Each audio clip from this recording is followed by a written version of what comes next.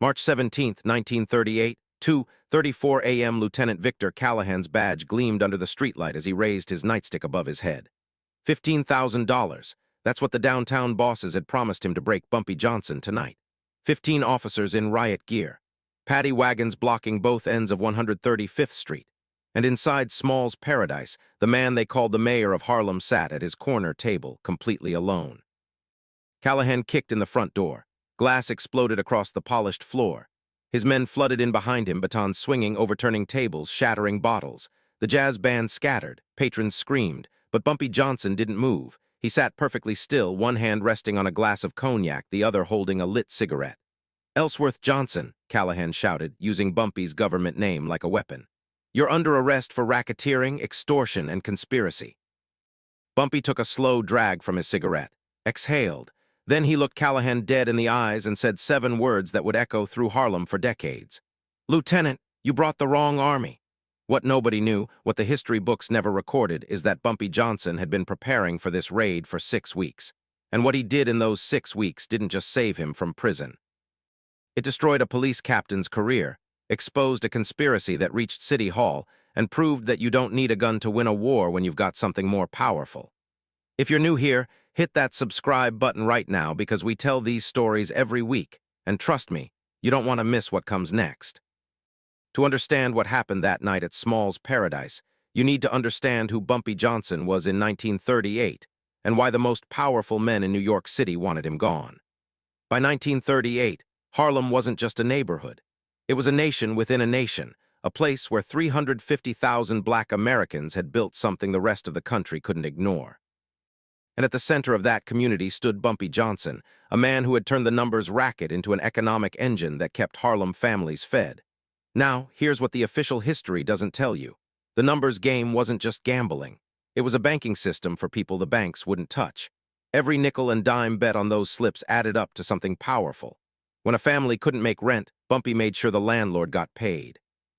When the white-owned stores on 125th Street refused to hire black workers, Bumpy organized boycotts that brought them to their knees.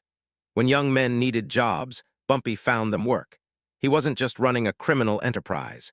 He was running a shadow government that did what the real government refused to do, and that made him dangerous to people who needed Harlem weak.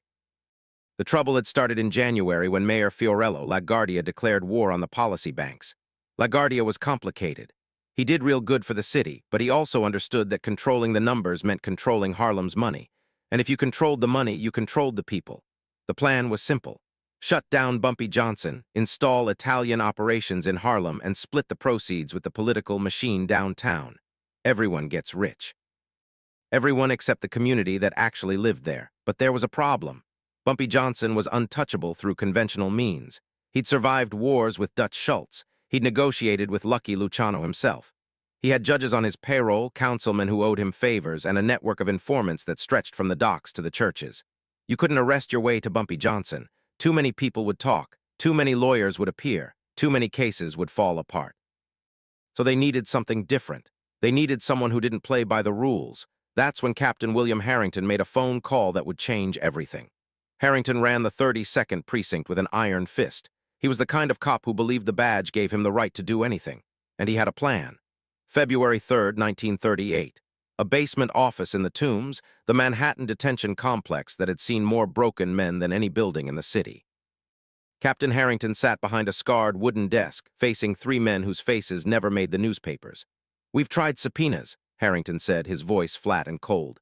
"We've tried informants, we've tried undercover operations. Johnson has connections everywhere. Every time we move on him, he knows before our men leave the precinct." One of the men from downtown, a fixer named Carmichael who worked for the Tammany machine remnants, lit a cigarette. "So what are you proposing, Captain?" Harrington leaned forward. "We don't arrest him legally. We raid his headquarters, we plant evidence, and we beat a confession out of him. By the time his lawyers arrive, he's already signed. We've done it 100 times downtown. These colored boys, they break quick when you take them to the basement." The third man, a representative from a certain Italian family, nodded slowly. "And if he doesn't break?" Harrington smiled. "Then there's a riot during the arrest. Johnson resists. Officers defend themselves." Tragic situation. Either way, Harlem needs new leadership by morning. The plan took shape over the next 2 weeks. Harrington would select his most brutal officers, men known for their enthusiasm with nightsticks and their hatred for anyone whose skin didn't match their own. They'd hit Small's Paradise on a Friday night when it was packed, when the chaos would provide cover for whatever needed to happen. Lieutenant Victor Callahan was handpicked to lead the raid. Callahan had been passed over for promotion twice, and he blamed the uppity coloreds who had complained about his methods. He had debts. He had grudges. He had exactly zero conscience. The operation was called spring cleaning. 15 officers, 4 paddy wagons, planted cocaine and gambling records, and if everything went right, Bumpy Johnson would be in Sing Sing by summer or in the ground by spring. They set the date, March 17th, St. Patrick's Day. The precinct would be celebrating. Nobody would ask questions about overtime. Nobody would look too closely at the reports. What none of them knew, what history wouldn't record until decades later, was that Bumpy Johnson knew about spring cleaning before the ink dried on the operation orders. Bumpy had a particular gift that his enemies never fully understood. He didn't just have informants. He had believers, people who would die before they'd betray him. People in every corner of the city who saw him as something more than a gangster. One of those believers was a janitor named Roosevelt Washington, who cleaned the offices of the 32nd Precinct every night from midnight to 6 a.m. Roosevelt had a brother who'd been beaten nearly to death by Callahan's men in 1935, left paralyzed from the waist down. Bumpy had paid for every doctor, every treatment, every modification to the family home. Roosevelt never forgot. On February 4th, one day after the basement meeting, Roosevelt was in Bumpy's office above Small's Paradise, his uniform still carrying the chemical smell of floor polish. "They're planning something big, Mr. Johnson," Roosevelt said, sliding a hand-copied document across the desk. "Operation Spring Cleaning, raid on March 17th. Lieutenant Callahan's leading it." Bumpy read the document slowly, his expression never changing. When he finished, he folded it carefully and placed it in his breast pocket. "Tell me about Callahan," Bumpy said. "Tell me everything." Over the next 6 weeks, Bumpy Johnson executed a counter-operation so precise, so perfectly timed, that it would become a masterclass in strategic thinking. First, he needed evidence. Not just rumors, not just hearsay, but documented proof of the conspiracy. He hired a private investigator named Morris Greenbaum, a Jewish man who had been run out of the NYPD for refusing to frame an innocent man. Greenbaum still had friends in the department, friends who were disgusted by what Harrington and Callahan represented. Within 2 weeks, Greenbaum had photographs. Captain Harrington meeting with the Tammany fixer. Callahan accepting an envelope thick with cash. The Italian representative entering and leaving the precinct through a back entrance. Second, Bumpy needed insurance. He reached out to every connection he had, councilmen who owed him favors, journalists who wanted the story of the decade, even a federal prosecutor named Thomas Dewey who was making a name for himself bringing down corrupt officials. Bumpy made sure they all knew something was coming. Third, and most importantly, Bumpy needed witnesses. On the night of March 17th, he made sure the most respected citizens in Harlem were at Small's Paradise. Ministers, doctors, teachers, business owners, people whose word would matter when the time came. The trap was set. All Bumpy had to do was wait. March 17, 1938, 2:34 a.m. the door exploded inward. Lieutenant Callahan and his 15 men stormed into Small's Paradise expecting chaos, expecting fear, expecting a room full of people too terrified to remember what they'd seen. What they found was something entirely different. The jazz band had indeed stopped playing. The patrons had indeed backed against the walls, but they weren't running. They were watching. And among them, positioned at strategic tables throughout the club, were 47 of Harlem's most prominent citizens, including 2 ministers, a city councilman's wife, and the head of the local NAACP chapter. They were also watching the 3 photographers Bumpy had positioned in the balcony, their flashbulbs already popping. Callahan didn't notice. He was focused on the man at the corner table. The man who hadn't moved. "Ellsworth Johnson," Callahan shouted, "you're under arrest." Bumpy didn't stand. He took a slow sip of cognac, set the glass down gently, and looked at Callahan with eyes that held no fear, no surprise, no anger, just patience. "Lieutenant, you brought the wrong army." Callahan's face reddened. "Get him up, search the premises, you know what we're looking for." 3 officers moved toward Bumpy. One reached for his arm. And that's when Bumpy spoke again, his voice carrying through the silent room. "Before you touch me, Lieutenant, you might want to know that everything you're about to do is being photographed. Everything you say is being recorded." He gestured toward the balcony, where the photographers had stopped even pretending to hide. "You might also want to know that the federal prosecutor's office received a package this afternoon. Photographs of your captain meeting with certain Italian gentlemen. Financial records showing payments to a Lieutenant Victor Callahan. Callahan's hand froze in midair.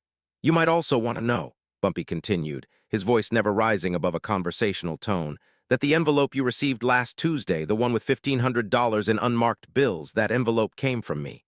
The blood drained from Callahan's face.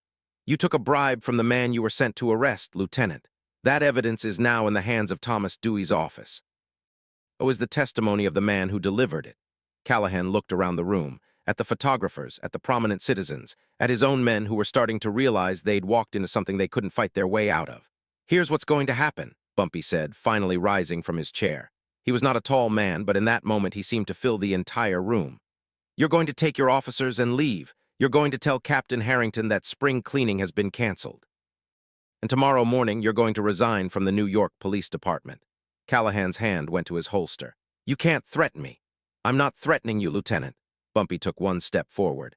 I'm offering you a choice. Leave now and you walk away with your freedom. Stay, and by morning you'll be in the Tombs, the same basement where your captain planned this operation. The same basement where you've beaten how many men? How many confessions have you extracted in that room, Lieutenant? I wonder how it feels on the other side. Callahan's hand trembled. Go home, Bumpy said quietly. Kiss your wife, watch your children sleep, and thank God that I am not the monster you were planning to treat me as. The silence stretched for 10 seconds, 20. Then Callahan's hand dropped from his holster. This isn't over, he whispered. Bumpy looked at him with something that might have been pity. For you, Lieutenant, it already is. Callahan turned and walked out. His men followed, none of them meeting anyone's eyes. The paddy wagons drove away empty. And 300 people watched Bumpy Johnson reclaim his seat, finish his cognac, and nod to the jazz band to resume playing. Word spread through Harlem like a summer storm. By dawn, everyone from 110th Street to 155th Street had heard some version of the story. The police had come for Bumpy Johnson. Bumpy Johnson had sent them home, but the real damage was happening downtown. Thomas Dewey moved fast. By noon, Captain Harrington was in custody, his office being searched by federal agents. By evening, Lieutenant Callahan had submitted his resignation, just as Bumpy had suggested. By the end of the week, 7 officers had been indicted on conspiracy charges. The Italian families called an emergency meeting. They'd invested heavily in the Harrington operation. They'd expected a clear path into Harlem's numbers game. Instead, they'd been exposed, embarrassed, and now they had federal attention they desperately didn't want. We leave Johnson alone, said the representative who'd attended the basement meeting. We focus on our own territories. Harlem is more trouble than it's worth. It was the second time in Bumpy's career that the mob had decided Harlem wasn't worth the fight. It wouldn't be the last. As for the officers who'd participated in the raid, most quietly transferred to other precincts. Some left the city entirely. Callahan was last seen working as a night watchman in Newark, a broken man who flinched every time someone said the name Johnson. And Bumpy, he went back to work, paying rent for families who couldn't afford it, keeping the numbers runners employed, making sure Harlem stayed in Harlem's hands. Here's what Bumpy proved that night at Small's Paradise. Power isn't about having more guns than your enemy. It's about knowing what your enemy is going to do before they do it. It's about building something bigger than yourself, something that people believe in enough to risk everything to protect. Callahan thought he was going to war with a gangster. He was going to war with an entire community, and the community won. Bumpy lived another 30 years after that night. He faced cops, mobsters, and federal prosecutors. He went to Alcatraz and came back stronger. He built an empire that the history books are only now beginning to understand. But here's what I want you to remember. When they kicked in that door, when 15 men with badges and batons came to destroy him, Bumpy Johnson didn't reach for a gun. He reached for something more powerful, the truth. Now look, if this story got you thinking, hit that like button. And if you're not subscribed yet, you're missing out. We're dropping Bumpy Johnson stories every week, and next time we're telling the story of how Bumpy walked into Alcatraz and turned the most brutal prison in America into his personal classroom. You don't want to miss that. Drop a comment and tell me, could the police have ever beaten Bumpy if they'd played fair, or was he always 3 steps ahead? Remember, in Harlem, respect wasn't given, it was earned. And Bumpy Johnson earned his every single day.